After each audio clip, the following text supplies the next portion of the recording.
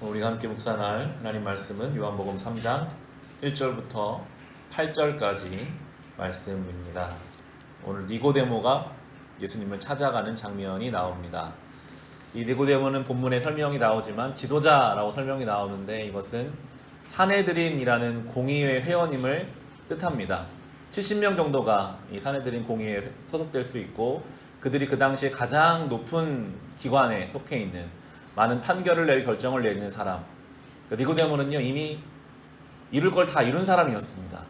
종교적으로, 사회적으로 그 이름만 말해도 아마 사람들이 알았을 정도로 많은 것을 갖춘 이 사람이 어느 날 밤 자기보다 나이가 더 어리고 이제 막 이름이 알려지기 시작한 예수님을 찾아오는 내용입니다. 우리 3장의 1절, 2절 말씀 같이 읽겠습니다. 바리새파 사람 가운데 니고데모라는 사람이 있었다. 그는 유대 사람의 한 지도자였다. 이 사람이 밤에 예수께에 와서 말하였다. 라삐님, 우리는 선생님이 하나님께로부터 오신 분임을 압니다. 하나님께서 함께하지 않으시면 하나님께서 행하시는 그런 표징들을 아무도 행할 수 없습니다. 밤에 니고데모가 예수님을 찾아왔습니다. 알려진 사람이니까요. 그리고 사내들인 공의회, 자기가 속한 바리새파에서 견제하고 미워하는 예수를 찾아갔다는 이야기가 퍼지면 곤란한 일이 생길 것이 분명하기 때문에 이 니고데모는 밤에 예수님을 찾아갑니다. 이 밤이 되기까지 니고데모가 얼마나 많은 내적 고민을 했을까요? 예수에게 가볼까? 가지 말까? 오늘 갈까? 다음 주에 갈까? 아마 내면에 수많은 고민들을 가지고 고민하고 고민하다가 예수님을 찾아갔을 것입니다. 2절 말씀을 잘 보시면 하나님께서 함께하지 않으시면 그런 일을 아무도 행할 수 없다. 이 말 속에 본인이 종교 지도자지만 많은 사람들 성경을 가르치지만 내 안에 하나님이 함께 계시지 않는다는 그런 고백이 담겨 있어요. 자기들 속에는 없었던 그런 일들, 뭔가 열심으로 하지만 채워지지 않는 인생의 갈급함들, 내가 많은 것을 이미 이루었지만 그 가운데 만나지 못했던 그 진리, 그것이 예수님 속에 있다는 것을 그가 알게 되면서 그 모든 것을 다 뒤로하고 이 밤에 예수님을 찾아오게 된 것입니다. 채워지지 않는 갈급함, 그 갈증이 모든 것을 다 뒤로하고 밤에 자존심을 내려놓고라도 예수님을 찾아가게 하는 그 원동력이 되고 있습니다. 이 니고데모는 7장에도 나와서 예수님을 변호하는 사람이 되기도 하고 마지막에 예수님의 시신을 수습해서 장례를 치러주는 인물로 요한복음 안에서 3번 등장합니다. 요한은 아마 이 니고데모라는 인물을 처음, 중간, 마지막에 한 번씩 나타내면서 세상적으로 아무리 많은 것을 가지고 있다 할지라도 예수 없이는 채워지지 않는다라는 것을 이 사람을 통해서 우리에게 보여주고 있습니다. 이 새벽에 우리가 이 시간 이 자리에 나온 이유도 니고데모와 같지 않습니까? 채워지지 않는 인생 갈급함이 있거든요. 예수님을 찾아가지 않으면, 예수님을 우리가 만나지 않으면 채워지지 않는, 답을 내릴 수 없는 인생의 여러 가지 문제들, 혼란스러움, 그 가운데 우리가 주님 앞에 나왔습니다. 어떻게 보면요, 이 갈급함이 은혜예요. 내가 갈급함을 느낄 수 있다는 것이 은혜예요. 예수가 없이는 채워지지 않는 인생이라는 깨닫는 것이, 그것이 하나님의 큰 선물입니다. 살아있어야 배고픔을 느끼잖아요. 살아있어야 목마름을 느낍니다. 영적인 갈급함을 느낀다는 것은 그만큼 영적으로 민감하다는 것이고 살아있다는 것이고 은혜를 받은 조건이 된다는 것이죠.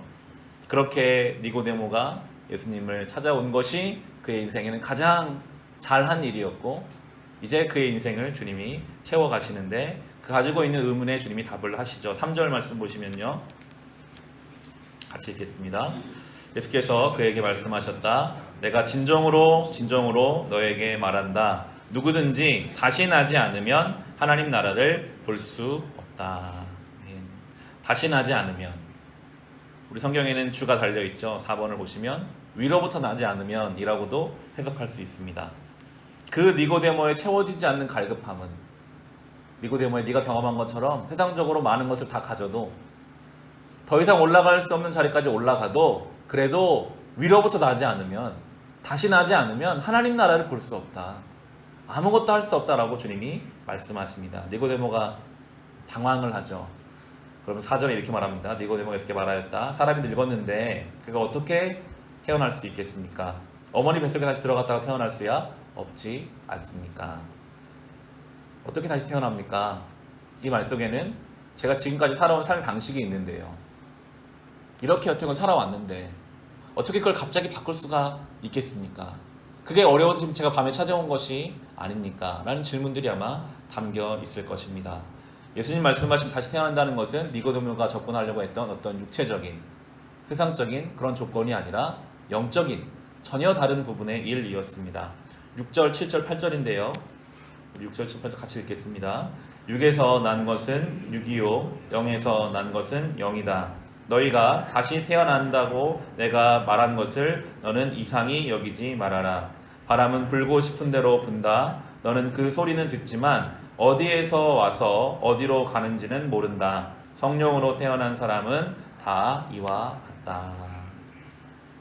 육의 일로 생각하지 말고 영적인 일이다 라고 주님이 말씀하시고요. 바람과 그걸 연결시키세요. 바람이 존재하지만 보이지 않고요. 보이지 않지만 분명히 존재한다는 것을 우리는 느끼죠. 강력한 바람이 불어서 놀라운 일을 일으킬 때도 있고 더운 여름에 바람이 불어서 우리의 땀을 식혀줄 때도 있죠. 성령의 일은 그와 같습니다. 보이지 않아요. 설명할 수 없어요. 그러나 분명히 존재하는 그 성령이 우리 가운데서 우리를 마치 다시 태어나게 하는 것처럼, 성령 안에 다시 태어난다는 것은요, 어제까지 똑같은 조건과 상황이라 할지라도 오늘 그 성령으로 인해 완전히 새로운 존재로 변화되는 것, 그것이 바로 성령 안에서 다시 태어나는 일입니다. 태어나는 일은 태어나고 싶어 태어나는 사람은 없잖아요. 전적으로 부모에 의해서 다른 조건들에 의해 태어나 버리는 거죠. 우리가 다시 태어나고 싶다고 해서 영적으로 태어나지는 것이 아니라 주님께서 우리를 그렇게 바꿔가시는, 우리는 니고데모처럼 갈급한 심령으로 주님 앞에 나아갈 때 주님이 성령의 바람으로, 성령의 역사로 우리의 내적인 부분들을 바꿔가시고 새롭게 하시고, 설명할 수 없어요. 어떻게 일이 일어나는지 알 수 없으나 분명히 우리 가운데 바람처럼 일해 가시는 주님을 우리는 경험해 가게 될 것입니다. 그때에 채워지는 갈급함들이 있습니다. 그때에 누리는 풍성함이 있습니다. 어두운 밤 예수님을 찾아갈 수밖에 없었던 그 인생의 갈급함을 주님은 알고 계십니다. 우리가 오늘 이 시간 주님 앞에 나와 그렇게 주님 앞에 나아갈 때 주님이 우리를 그렇게 응답하시고 주님 원하시는 길로 이끌어 가실 줄을 믿고 오늘도 이 하루를 살아갈 수 있으시기를 주님의 이름으로 축원합니다.